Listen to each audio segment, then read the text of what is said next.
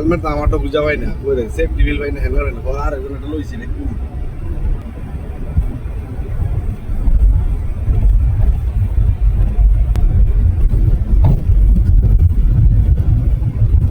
এই জায়গাটায় টাকা তুলে নিয়েছি সাপ্লাই আছে না